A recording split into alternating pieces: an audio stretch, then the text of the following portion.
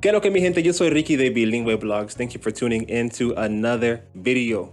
Today I have a special guest with me, Esteban, aka American Boy.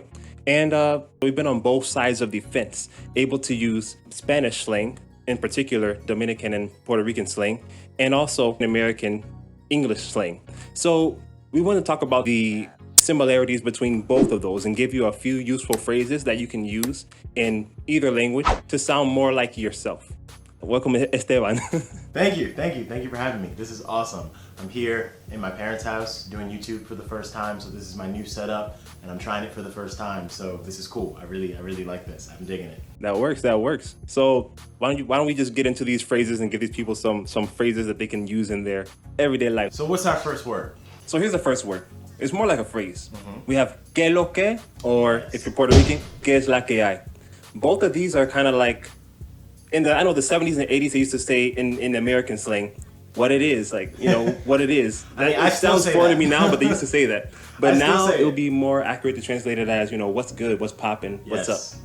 It's a direct translation. It's a perfect translation. I remember the first time I moved to New York City and I heard que lo que, I was like, what it is? That's like, what's up? Like that's literally what it means. So I thought that was kind of cool. I heard first the Puerto Rican version, que es la que hay. I forgot what song. I think it was rompe, where that is like que la que hay, and I'm like, okay. And then I heard que lo que later, and I put the two together. I'm like, they're like cousin phrases, you know? Yeah. Different countries say it a different way. Very similar meanings. They basically mean the exact same thing. And I love that. Exactly. So what's the second word? What word you got? All right, so this one is so funny because this one in English is kind of new, right? Yeah. And probably maybe 2-3 years old, something like that. And I, for the longest time, had no idea what this phrase actually meant. I had to ask somebody. So we say this thing in English slang, which is no cap, which means basically you're telling the truth, you're not lying. No cap, it's all truth, it's all facts. It's another thing we say, facts. Yeah. But what would you say is the Spanish slang equivalent to no cap? I don't know if Puerto Ricans say it so much, but I know in Dominican slang, no bulto.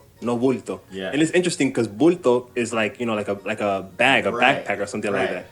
And then the cap is just like an article of clothing, you know, like a hat. So exactly. There are two different articles, I guess, but I don't know how they combine to mean no lie, but they do. Maybe because it's like when stuff is in your backpack, you can't see it. So it's like explain me more. I'm not getting it. You can't see it, so I don't know. I'm just trying to find the logic. I don't know. I lost it.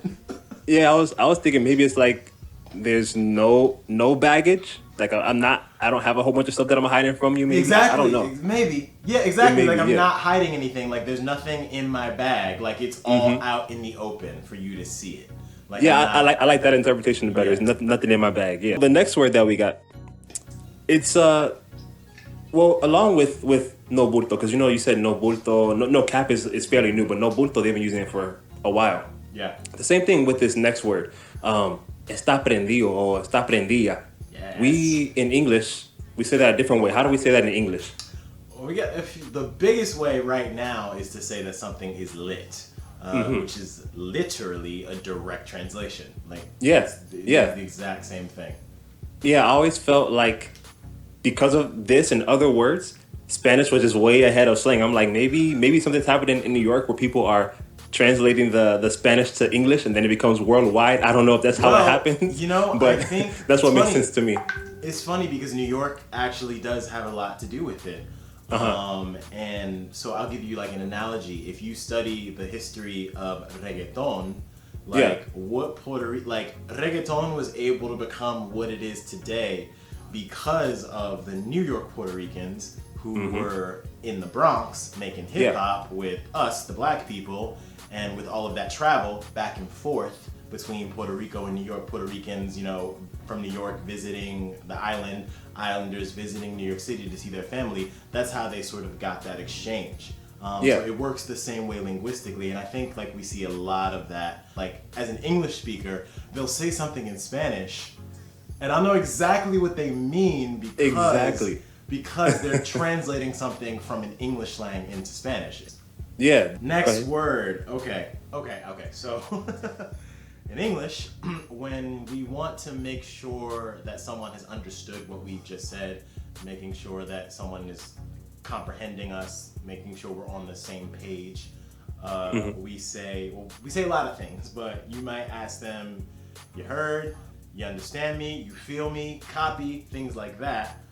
Just trying to understand, make sure that person understands us. Those are many of the different phrases that we say. And how would you say that in Caribbean Spanish or slang Spanish, you think? Yeah, I mean, you'll hear this a lot, with Puerto Rican and the Dominican Republic, Oiste. After they say something to you, Oiste. Yep. Or, tú me entiendes. If you listen to an Anuel interview or any urban, música urbana, any artist from there, you'll hear them say, tú me entiendes.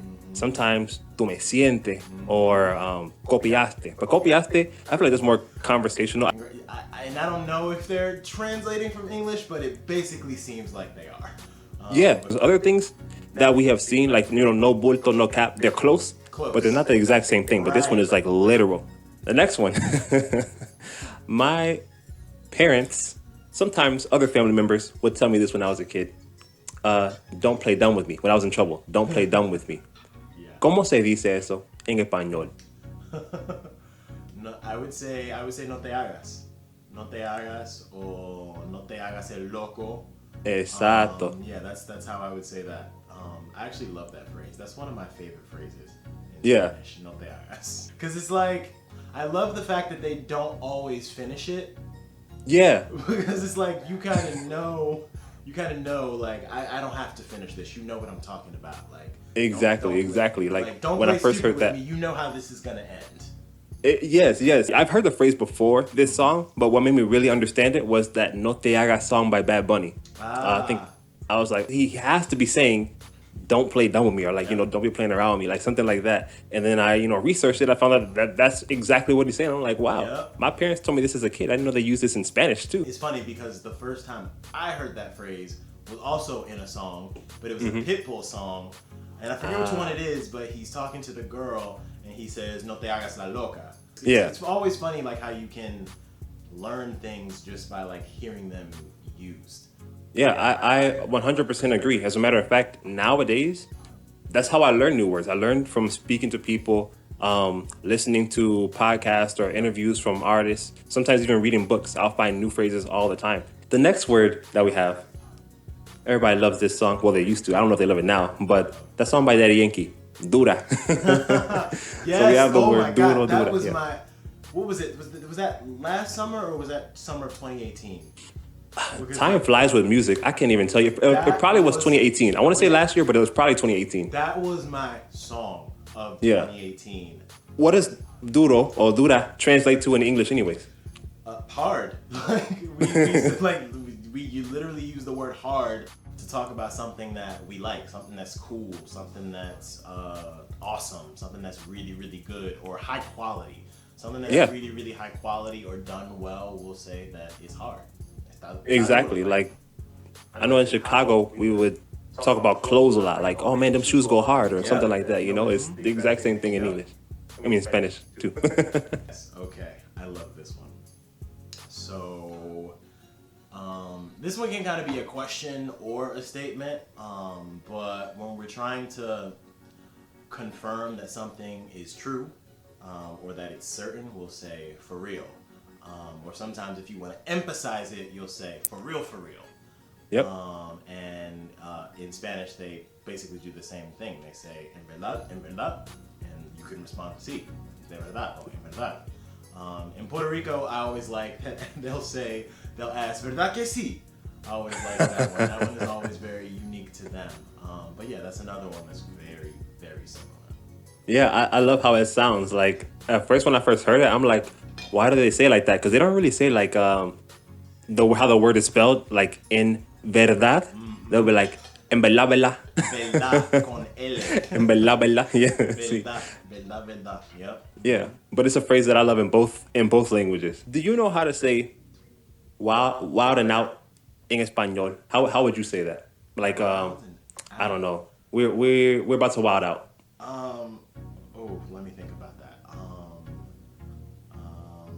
I see you have desacatarse. Yeah. Have, like, I don't know. I don't think I would use that. I don't know. What would you? Is that what you would use? Is that what you would say? Yeah, that's my forte is Dominican Spanish. I've heard it so many times, and that's the English equivalent that I can give to this word. Wilding out is like you're having a good time, you're doing what you want, you don't really care what anyone thinks or says. The same thing with desacatarse. No vamos a desacatar. We're about to wild out pretty much. The same thing. I mean, I know sometimes people say vamos a aprender.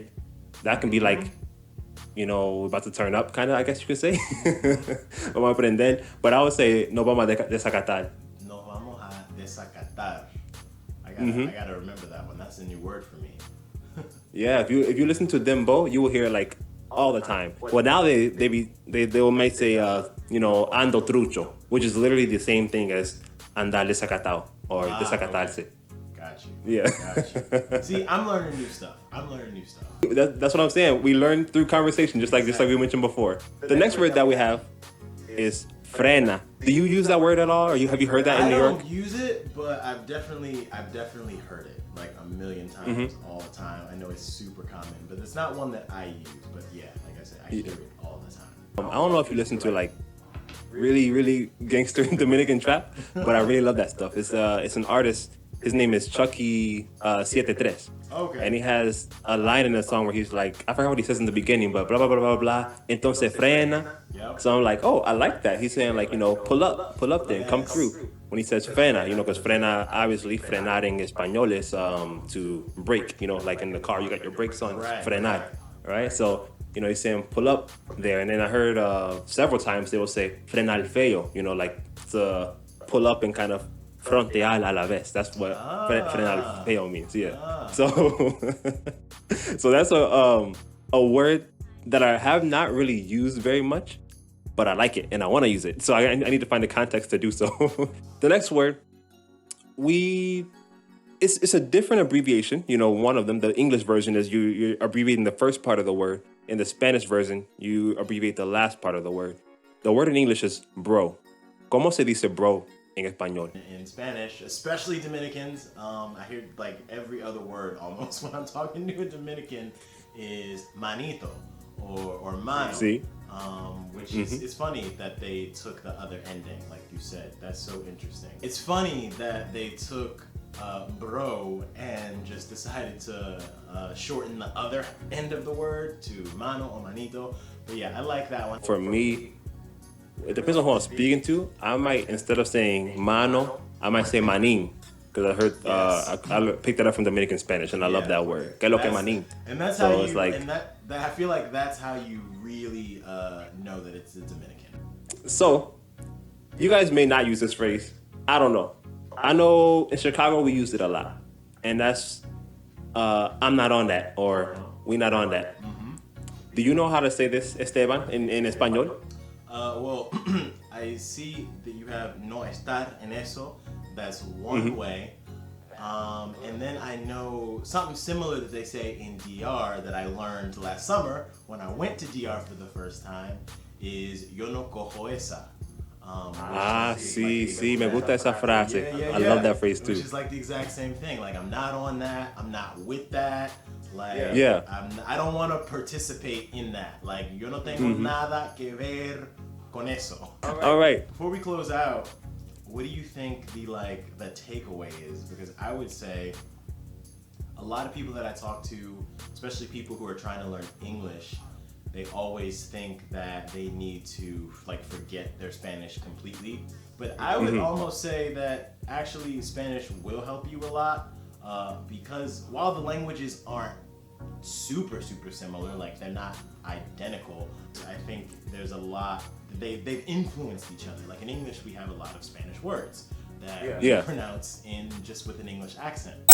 And so I would say, try to, if you speak Spanish and you're trying to learn English, try to do exactly what we did in this video and sort of try to find where the languages are similar.